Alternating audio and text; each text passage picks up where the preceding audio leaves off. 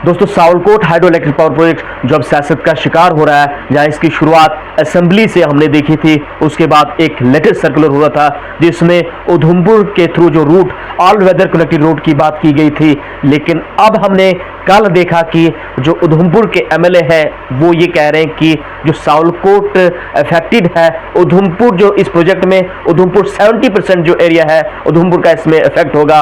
लेकिन जो फैक्ट है ये बिल्कुल गलत है। इसमें अगर डेटा चेक किया जाए 88% जो डिस्ट्रिक्ट रामबन इसमें सबमर्जेस एरिया हो रहा है। अगर उधमपुर और रियासी की बात की जाए 5% जो है दोनों डिस्ट्रिक्ट जो है जद में आ रहे हैं। और जहां उधमपुर एमएलए ये कह रहे हैं कि जो सीमेंट या फिर स्टील की बजरी की सप्लाई के लिए जो रूट है उधमपुर जो है वहां से डायरेक्ट आता है और उधमपुर से ही इसका जो है रूट और मिनिस्टर है उनकी जो लेटर दिया गया है वो ज़ेरोकोर है और वहां की बात कर रहे हैं। लेकिन उधमपुर एमएलए से मैं कहना चाहूंगा कि जो डेटा आप दिखा रहे हैं कि 70% एरिया जो उधमपुर का आ रहा है Sawalkot hydro electric power project में इफेक्ट हो रहा है, ये बिल्कुल जो है गलत है।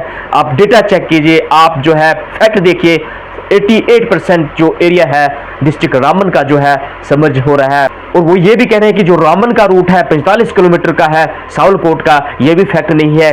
क्योंकि 1965 में जब ये सावलकोट का जो एक्सेस किया गया था रूट, सब चीज़ों को मद्देनजर रखा गया था। और अब जहाँ पे जो टेंडर फेज में है, टेंडर जो है ओपन होने वाला है और उसके बावजूद भी जो है अब अगर इसको नए तरीके से रूट अगर देखा जाए तकरीबन 5 से 7 साल इसको लग सकते हैं प्रोजेक्ट को डिले होने में। ये जो है सावलकोट हाइड्रो इलेक्ट्रिक प्रोजेक्ट जैसा सियासत का शिकार नहीं होना चाहिए, जहां रामबन डिस्ट्रिक्ट 88% एरिया जो है इस जद में आ रहा है। साथियों, इसी प्रोजेक्ट के रिलेटेड हाल ही में हमने एक मेमोरेंडम कंसर्न अथॉरिटीज के through chief minister of Jammu Kashmir, LG of Jammu Kashmir, deputy commissioner Ramban को एक मेमोरेंडम सबमिट किया था जिसमें हमारी अहम मुतालबात थी, अहम मांगी थी, जिसमें हमारा ये था कि जो रोड डाइवर्जन है इसके रिगार्डिंग क्लैरिफिकेशन हम चाहते थे। इसके अलावा टेंडर शेड्यूल और प्रोजेक्ट टाइमलाइन जिसमें टेंडर को बार बार एक्सटेंड किया जा रहा था, ये भी इसमें एक हमारा मुतालबा था।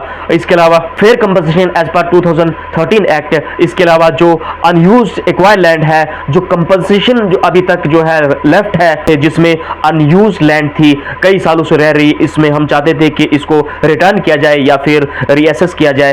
Comprehensive rehabilitation policy, wage security for affected families और employment preferences for local, protection of environmental and social interest. तो ये हमारे अहम मुतालबात थे जो हमने हाल ही में कंसर्न अथॉरिटीज के through lieutenant governor Jammu Kashmir, chief minister Omar Abdullah, deputy commissioner को जो है सबमिट किया था। मुतालबात हमारे साफ थे। इसमें अहम बात ये थी कि जो डाइवर्जन रोड है इसके रिगार्डिंग हम क्लैरिफिकेशन चाहते थे और जो टेंडर जो है बार बार एक्सटेंड किया जा रहा है इसका जो टाइमलाइन है, इसका जो शेड्यूल है, इसके रिगार्डिंग हम चाहते थे। और जहां 88% डिस्ट्रिक्ट रामबन का एरिया जद में आ रहा है, जो इसका मेन रूट है यही रहना चाहिए, ये हमारे मुतालबात थे।